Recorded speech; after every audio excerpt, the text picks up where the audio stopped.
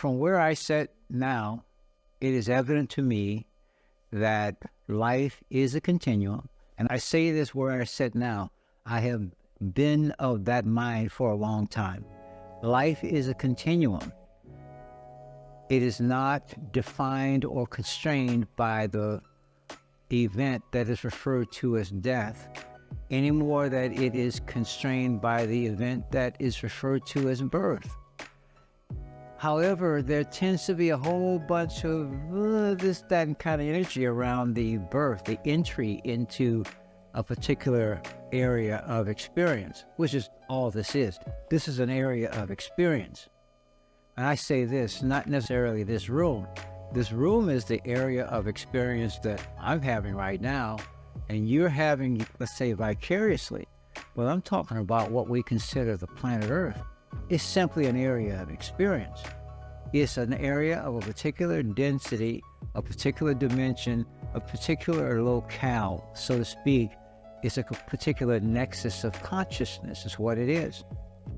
And so in order to have an experience at this particular nexus of consciousness, this dimensionality referred to as Earth, you need a vehicle to play with. You need a chess piece, so to speak, a playing piece. Some people call it an avatar, whatever name you come up with. But basically it's this, it's called a physical form. Well, I'm using this one, but you know what I mean. And the point basically is that we have all this energy about the entry into this place of experience through the event called birth. But we have a different type and quality of experience, generally speaking, to the exit. It's almost like we act as though it doesn't exist, or when it does occur, because it's 100% does happen for each one of us. One day, now I'm here, one day I won't be here in this dimensional form. My attention will not be here on this particular plane of experience. But we got all this opinion about the event itself.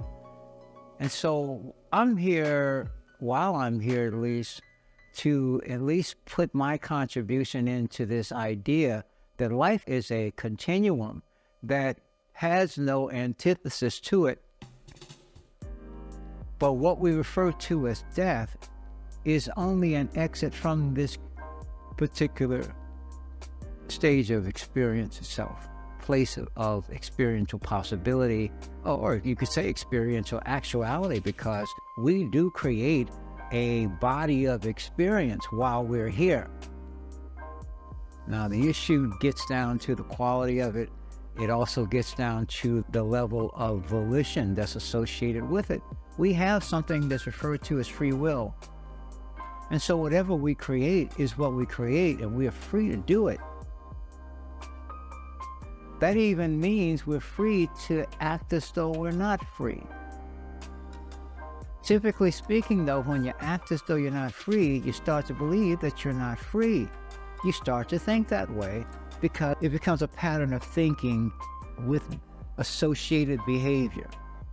And what we're getting around to is coming to a place of changing our habits of thinking and applying associated behavior to it that takes away, that dissipates, that distinguishes, not distinguishes, that extinguishes that emotion of fear and uncertainty, the emotions or the inclinations of destructiveness and disease and debt, the 3 Ds, debt, disease, and destruction. You could put despair in there. If you want to put a 4th D in there, you can. That'd be 4D. Is there a 5th we can get to? Duality. That's a possibility, the 5 Ds. So ultimately, though, when you leave here, you still are. When I leave here, I still am. The issue and question is, what are we doing while we're here? And to that extent is my desire to present some ideas, some concepts that I picked up while I was here and left behind, so to speak. Let's call them breadcrumbs to us, because they're breadcrumbs that lead us to something bigger, greater, and better better experiences, greater stages, and much greater joys and satisfaction.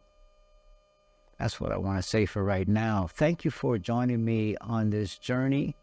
Peace, be well, and I love you all.